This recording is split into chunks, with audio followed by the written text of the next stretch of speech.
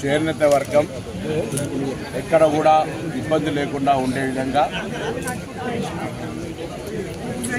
మేము వాళ్ళకు సంబంధించి అన్ని రకాల కార్యక్రమాలు తీసుకుంటా ఉన్నాం.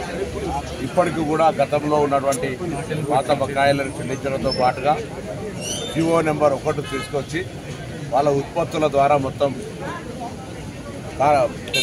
టెక్స్టైల్ దాని ద్వారా అన్నీ కూడా కొనుగోలు చేస్తూ ఉన్నాం. బతుకమ్మ చీరలకు బదులుగా మహిళా సంఘాలకు ఇచ్చేటువంటి వాటిని కూడా త్వరలోనే వాళ్ళందరూ కూడా పనులు చేస్తారు. ప్రతిదీ రాజకీయం చేసే ఆలోచనతో చేయొద్దని, నిజంగానే మీరు 10 సంవత్సరాల వాళ్ళు సంక్షేమం కొరకు కృషి చేసినట్టయితే ఇంత తొందరగా ఇటువంటి ఇబ్బంది ఏర్పడేది కాదు.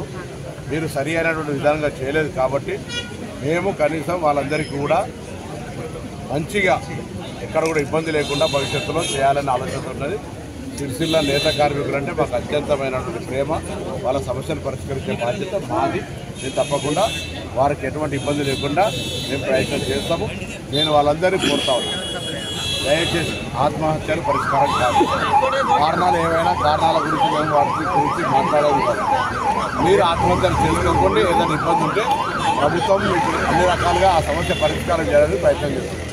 అసలు అటువంటిది ఏం లేకుండా ఏదన్నా కారణంతో అయినా కూడా చేసుకున్నా అది మంచిది కాదు. దయచేసి మేము త్వరలో 20 తారీఖు ముఖ్యమంత్రి గారి పర్యటన తర్వాత ఒక ఆత్మస్థైర్యంగా ఉండే విధంగా ఒక కౌన్సిలింగ్ సెంటర్ కావచ్చు, ర్యాలీ కావచ్చు, ప్రజలకు అందరికీ అవేర్నెస్, ఎవరు కూడా ఆత్మహత్యలు చేసుకోవద్దనో లేకపోతే ఒకరు గ్రీవెన్స్ని పెట్టి పర్టికులర్ ఒక మండే రోజు Sircilla head quarter not only Monday ఏది ఒక రోజు పెట్టి వాళ్ళ సమస్యలు ఏమున్నాయో అన్ని లిఖితపూర్వకంగా కలెక్టరేట్లో కలెక్టర్ గారు ఆది శ్రీనివాస్ గారు, నేను కౌబేల్ సత్యనారాయణ గారు ప్రభుత్వం తరఫున కూర్చొని తీసుకుంటే ఎట్లయితే గల్ఫ్ బాధితులకు సంబంధించి హైదరాబాద్లో గ్రీవెన్స్ ఏదైతుందో ఒకరోజు ఇక్కడ మేము కూర్చొని వాళ్ళ సమస్యల పట్ల పూర్తిగా ఎవరు ఏ సమస్య ఉన్నా ఇవ్వండి, వాటికి ప్రత్యేకించి ముఖ్యమంత్రి గారి దగ్గర కూర్చొని వాటిని పరిష్కారం చేస్తామన్నమాట మనకు.